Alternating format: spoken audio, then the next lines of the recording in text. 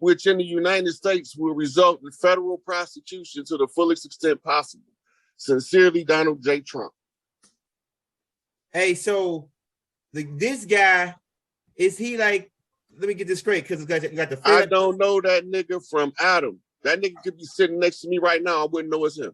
That's how crazy this shit is. But I'm saying, this dude own all 12 Federal Reserves, or is he like he is the holder of the corporation, or? He's probably the trustee to the account. He's probably the one who holds the paperwork documents. I don't know what his job function is for real. Damn sure, motherfucker. But he the one that they notified. And they say that if any concerns, to notify him. Damn.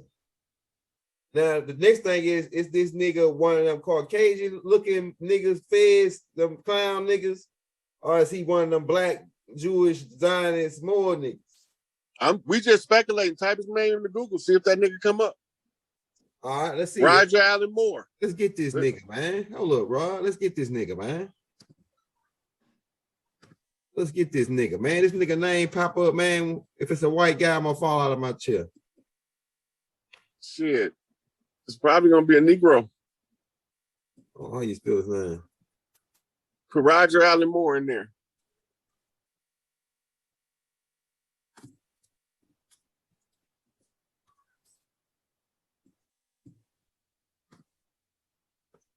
Oh shit, this gonna get interesting. It's like a white boy. I don't think that's him though. I highly doubt it. Yeah, he gotta be. I bet he in this newspaper though. I bet he in this newspaper. Hold up.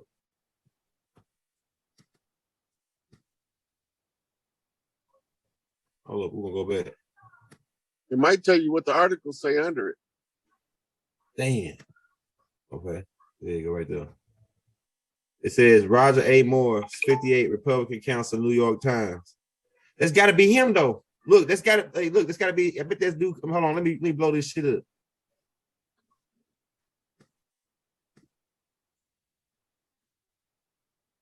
So this dude died though, I think.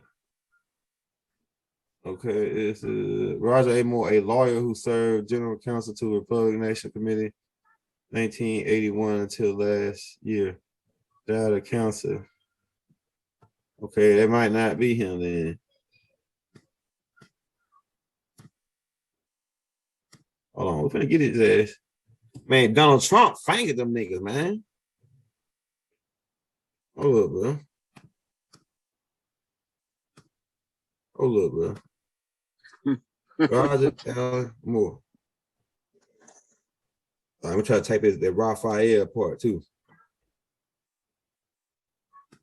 Man, you got them. This man, you can walk off stage after this, brother Rod. You can walk off stage. Man. It's a rap.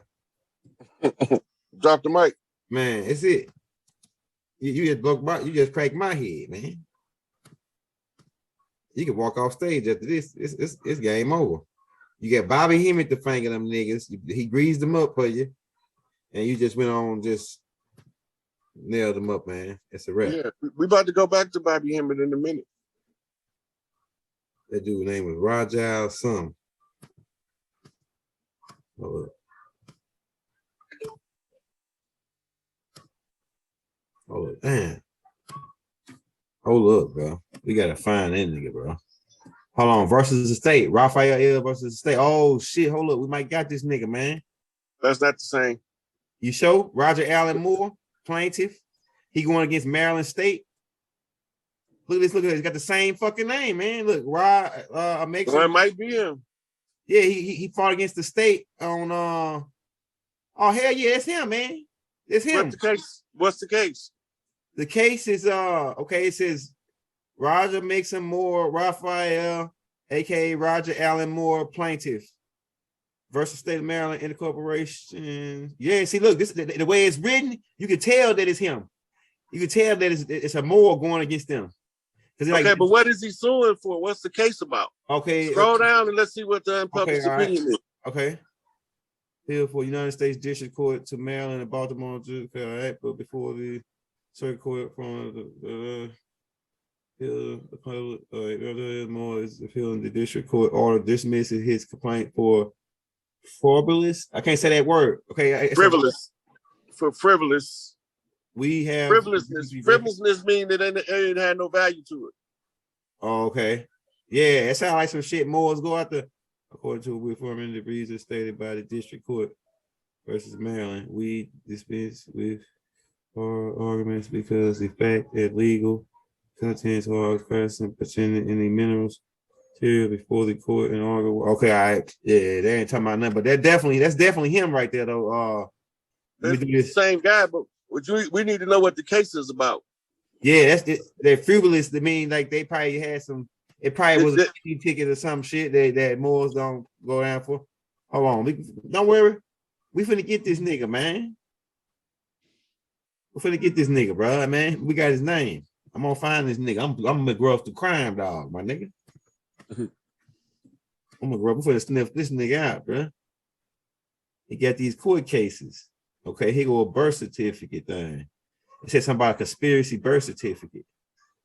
It says on the certificate of live birth, financial certificate, security instrument, state number, blah, blah, blah. Where is they using this nigga name at though? Yes, he fighting the state right here to get a birth certificate. Okay. Where's his name at? Yeah, man, this dude right here pop up on a lot of shit, man. Right here, second photo. These are second photos. Hold on, this nigga might got a photo of this nigga, man. Hold up. Let's see if he got a photo of him. Oh shit. Oh, he showed the same thing you showed right here. Poker politics. Second photo is some of the nonsense that this Roger Allen guy has brought to the court a couple times and been dismissed. Nonsense. No idea what the whole Trump signature is about. What else they got on this shit, this nigga, man? Roger Allen Moore appears the district court order dismissed. He complained of frivolous. We have reviewed the records. All right, we just read it. So what they're saying is he's bringing shit to the courts that don't have as a non-actionable claim. When they say it's frivolous, that means that it's like you suing somebody for a pencil. Yeah. It'll cost more to file the paperwork than it would to just get you another pencil. Right. So that's what would be considered as a frivolous claim. Now, it's a judge out of Alaska. If you want to look her up, I can't think of her name right now. Alaska judge also filed a lawsuit against the corporation. Yeah, I heard about that.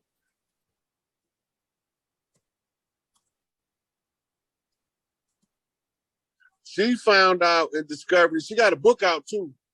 I seen one of the brothers using some of her stuff as notification. And they were sharing her information.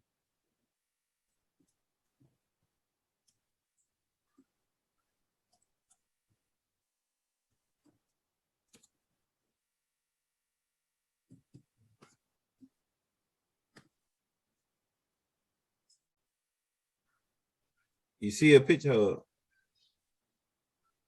Alaska judge filed charges against the United States government. Is that what you said? Alaska judge filed suit. Let me see if I can find. Her name is, I think, Ann Ritz. Ann Ritz. I think it's R-A-N-T-Z. I think that's how you spell it.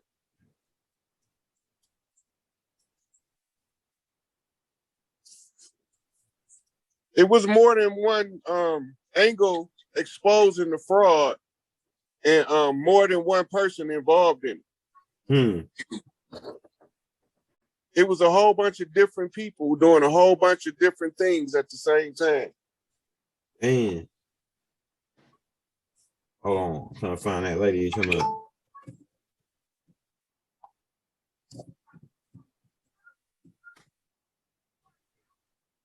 Dang, I can't even.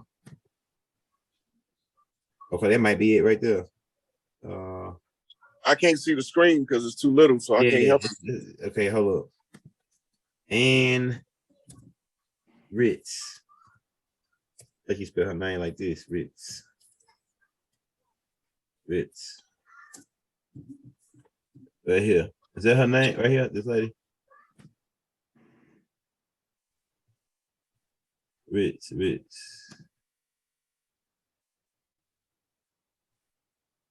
Yeah, but what about this lady though? Cause damn. I can't figure out how to spell her damn last name.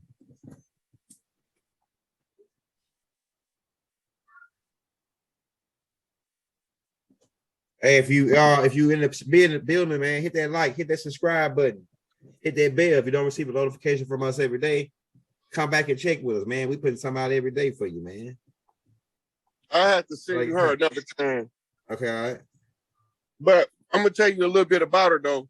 Okay. She was a federal judge working out of Alaska, and she kept having to do certain types of paperwork. And she started asking questions, and the more questions she asked, the more they wanted her to be quiet. So she started doing her own investigation and discovered the fraud. And then she filed claim or suit in the Supreme Court to make it an actionable claim where she can either make them act right or leave. Right?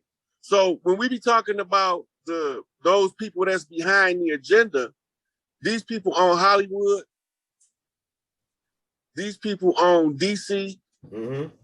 Right? They control all of the media through the alphabet agencies. They love to use the alphabet agencies.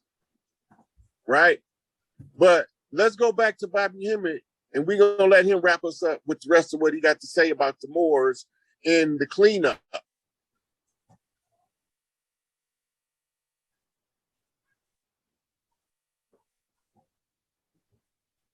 You there, Elder? Yeah. Hold up just a second. So you say you want to go back to Bobby Hemmett, right? Yeah. Right here, use this can real quick. All right, let's go. Let's get it, man. Let's get it.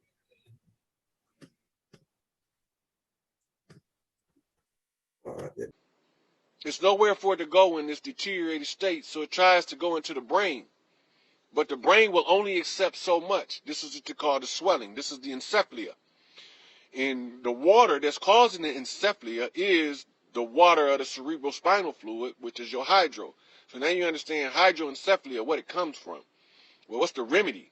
If people knew, what most doctors know by about 6 months, that a woman's baby have early signs of hydrocephalia, that can also come out as a opening at the base of the spine, as I forget the name of it, but it's an opening at the base of the spine that they're born with, spinal bifida. So when the encephalia is set in, one of the pumps not working. Which has to deal with, well, we ain't even got to the equilibrium yet, because we talking about fetal development in the brain function. One of the pumps aren't functioning yet. So if only one pump's functioning, then it's only partially pumping, which is building up the pressure in the brain in utero. See, now the doula different. The difference in the doula and obstetrician is this: when the doula discovered that the baby has signs of hydroencephalia, they're going to give certain herbs to the mother, and they're going to do certain massages on her abdomen to try to get the baby's pumping mechanism stimulated, so that the hydroencephalia can be relieved even before the baby born. There's a difference between doctors and doulas. The doula has been termed a midwife now, and her role has been downplayed by modern medical society, because they don't want you to know that the doula is more important than the doctor. The doula is only matched in importance by a mother, because the mother is the only one that's going to be the nurse after she's left the doula. Now, the doula center, where you have doulas rearing children, prenatal care is all about counseling. And they normally, most of the counseling is for the young mothers who never had a child before, but they never stop being in the person that's their patient's life. They become like a lifelong parent priest. So they have to go through specialized training like a psych, a doctor, a nurse, and a counselor. So in their training, they have to know so much stuff. But these things that we're not being told can affect how our children be developed. Now, let's get back into, we done went through the electromagnetic body, we done went through the genetic body. The physical body, how do you tell? Well, the physical body normally has a muscular physique, just naturally muscular physique. Those, some people have to work to develop it, and some people just born with some extra stuff. You could just look at them. They never lifted a weight, but they look like a bodybuilder. They got that. They gotta have the blood. Now, the difference in the gods being ripped up like that, never working out, is the difference in this. Like, you'll see one of them, look at a pygmy or a Zulu or a Watusi in Africa or a native over here. When you look at the body structure, the muscle development is there in most of those tribes, but it's not as how would you say, defined. The muscle tone is not as defined. The separation in the muscles are not as great in this group of people naturally without exercise or working out, anything of that nature. So so now we got to look at the physical body. They pretty tall. They almost always over 6 feet tall, especially the men. Not necessarily the women, but the men, especially the men. The men are normally over 6 feet tall, 6'2", 6'3", and up. And that's because the women that they were mating with were under 5 feet tall. So you had 7, 8 feet tall dudes, and you have 4, 5 foot and under women, 3.5 to 5 foot women. So you're going to end up producing, as the child of the guy is going to be between 5'10" and 6'10". Some of them can exceed that if they have more of the guy gene, what they call the giant gene. Now, when you get into the genome and you want to know what extraterrestrial trait something is, you can look it up. You can find out the name of the trait, and then you can find out the description given of an alien. Like a Saurian or a Syrian from Sirius, their description is reptilian. They look like a human covered in snake scales. That's the description given for them. This trait can be found in science as several different traits in varying degrees. The worst is the ichthyosis. Then you're going into your psoriasis and your eczemas. Exacerbating those because we know the majority of reptiles are, they can't tolerate dairy products. So when you put the dairy product in, it'll make your skin disorder worse. That means that the gene is dominantly Syrian. Now, the mammalian gene is a Usurian Earth hybrid gene from what you would call, eczema. Eczema is one of the reptilian traits that's in the human that's traceable. It's traceable to Sirius.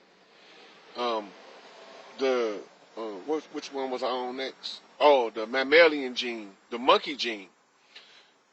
What we don't know is, just like we see the Pegasus constellation, the Leo constellation, and we see the dog star and all that. Well, where we in is what they call the Rhesus constellation, or the monkey constellation, depending on which galactic language you're translating out of it.